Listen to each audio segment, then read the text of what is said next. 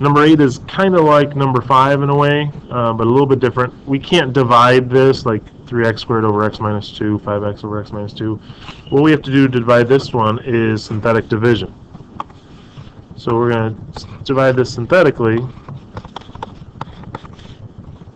Bring the 3 down, multiply the 2 and the 3, add, multiply. And this time, though, we end up with a remainder. So it doesn't come out nice like it did in the past, but that's okay. We're going to have the antiderivative of 3x plus 1 plus 6 over x minus 2.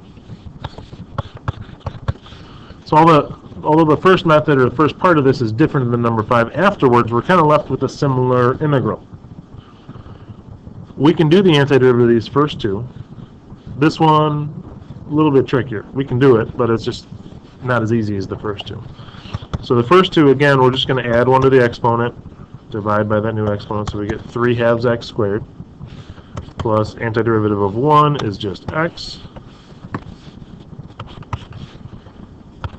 plus 6 times the antiderivative of 1 over x minus 2 dx.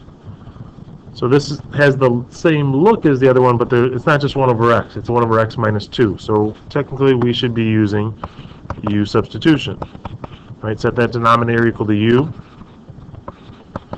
and the derivative of that denominator is just going to be 1 dx. So we really don't have to do much there. We don't have to multiply by anything. So we end up with 6 times antiderivative of 1 over u du.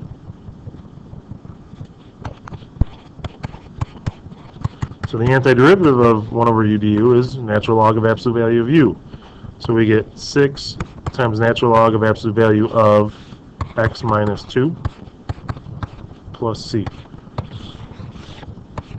Now, probably going like, why did we even bother doing u substitution here? It just ended up being natural log of absolute value of this.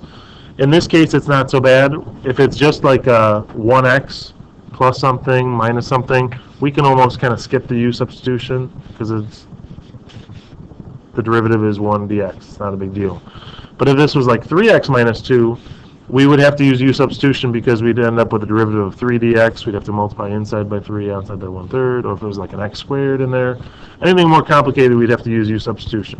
So it's just to your advantage, or just probably a good idea to use u substitution in this situation just to be safe.